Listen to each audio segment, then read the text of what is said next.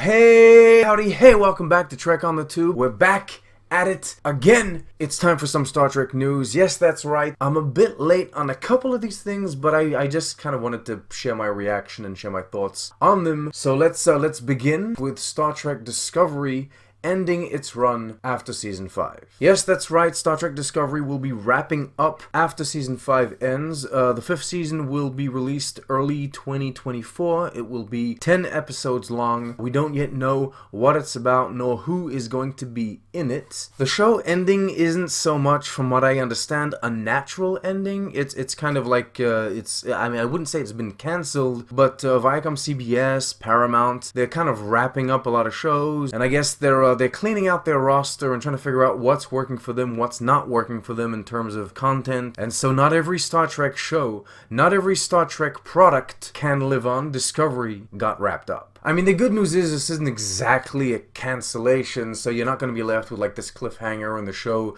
just doesn't make sense because it's never ended. No, the creators have been given the opportunity to finish this show in a way that seems organic and seems natural, so that's nice. Honestly, I haven't been the biggest fan of Discovery over the years, though certain aspects and certain elements of it have kind of grown on me. There are certain characters that I absolutely love and I would love to see come back.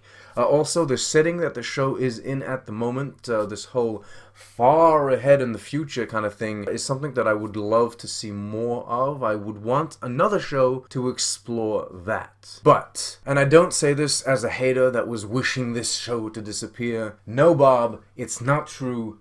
You're the hater. Go. I'm so stupid. No, I'm not saying this as a hater that's wishing the show to disappear. I just think that it came to its natural conclusion. Like, this show had a bunch of characters that kind of like all naturally branched off into other things. Saru's doing his own thing, kind of adjacent to the show. The nice story that they gave Tilly in Season 4 made sense for that character. And considering the show has always kind of been about Burnham, I think we're approaching the end of the journey that Burnham can have. I mean, at least in the context of like Starfleet, the next step would be for her to become, Federation president, and maybe that's where they want to go with Season 5. I'd be fine with that. Oh, the haters would love that. The pitchforks and everything. What? They made her the president. Yeah, come on. Burn him for president. It's fine. Yeah, but other than that, like, without talking about the story aspects, I think from a behind-the-scenes perspective, Discovery has served its purpose. Like, Discovery brought back Star Trek to televisions. It showed that Star Trek could thrive and prosper in a world of, like, serialized Star Trek, in a world of streaming services and binge-watching. It permitted Viacom CBS and Alex Kurtzman and his team to bring us so much more Star Trek. It spearheaded this new era that we're living in, and so many shows that came after Discovery, even though Discovery is still kind of viewed as, you know, the bastard child, so many of the shows are beloved by, you know, all types of fans. Yeah, I guess I'll spare you any further useless ramblings. I'm excited to see what they do for Season 5. I'll throw up on screen some of the messages that some of the show's creatives put up in reaction to this news here. Yeah, Discovery is a very interesting part of Star Trek history, and I think it'll go down as one of the most interesting and unique Star Trek shows to have ever existed. I'll say that. I thought Lower Decks would go down as that, but no, actually, like, Lower Decks, it fits so well into like the mosaic or the puzzle that is 90s era that it ironically doesn't really stand out. I guess that's a success in some way, but yeah, no, Discovery is going to be an interesting thing to look back on in, you know, the next 50 years. We move on to kind of interesting and yet not really interesting news. This kind of ties into what we were talking about with Paramount, Viacom CBS, and everyone kind of consolidating everything, and whatever the hell it is that they're doing. The Paramount Shop has been announced, released, it's out. You can go to Paramount Shop, buy all your Star Trek merch. Basically, Viacom CBS want you to be able to purchase everything Paramount related, or CBS related, or whatever it is, CW related, over on there. The good news is there's a lot of Star Trek merch, and they're really trying to push this international angle. So hopefully hopefully within a few years, not only will we have one merch store that everyone can buy on and purchase from and not have like outrageous shipping fees all across the world, but also, fingers crossed, we might start getting Star Trek with like releases the same dates on like one channel that everyone can kind of like, or one streaming service that everyone can watch at the same time. We continue on with a bit of a channel update before I go into like the final bit of news. Yes, I am watching Star Trek Picard. Yes, I will continue to do my discussions with Starfleet Boy when I can. I know I'm not as good as him for that, but I'm trying. Yeah, I do like the show. I do like the show. I will be doing a season review when the season ends. I'm excited to see where it goes.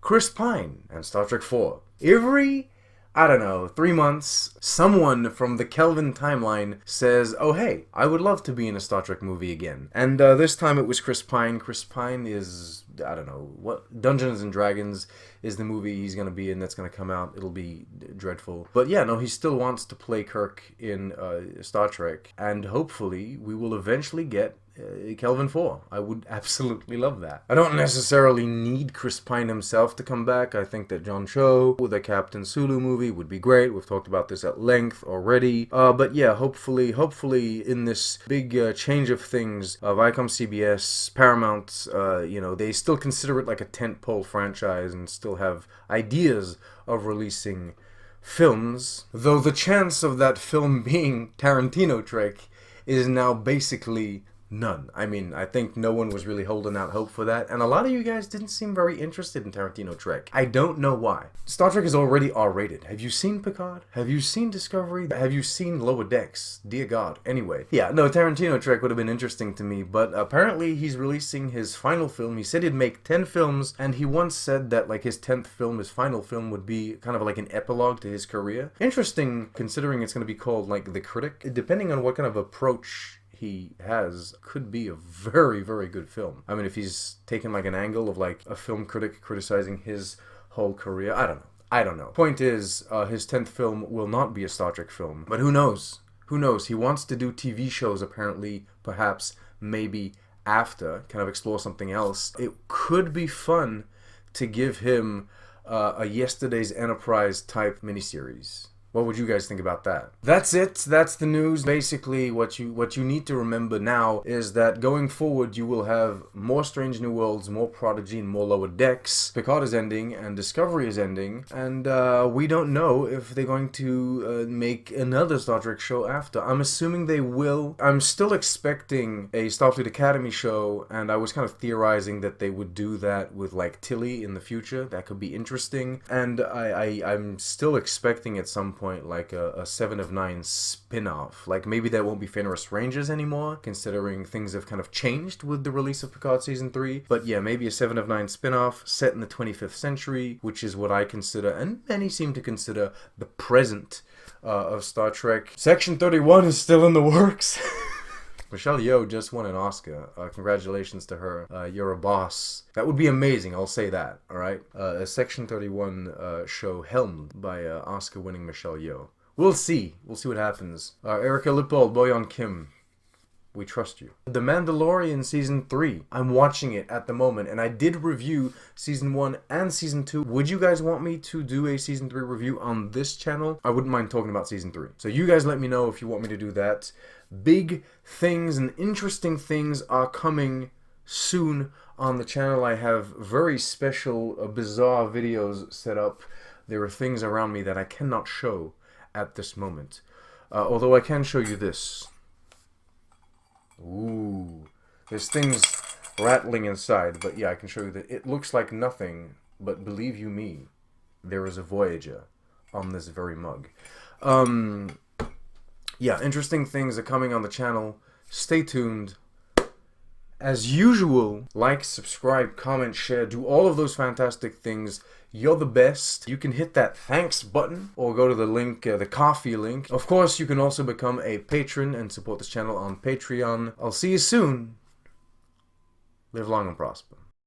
I'm kind of sad to see Discovery go, actually. It's weird. I have a love-hate relationship with this show. I don't necessarily want the show to continue on because I'm not necessarily a fan of the show. But on the other hand, the existence of the show kind of embodies the Star Trek revival and return that we're living in. So to see it leave affects me.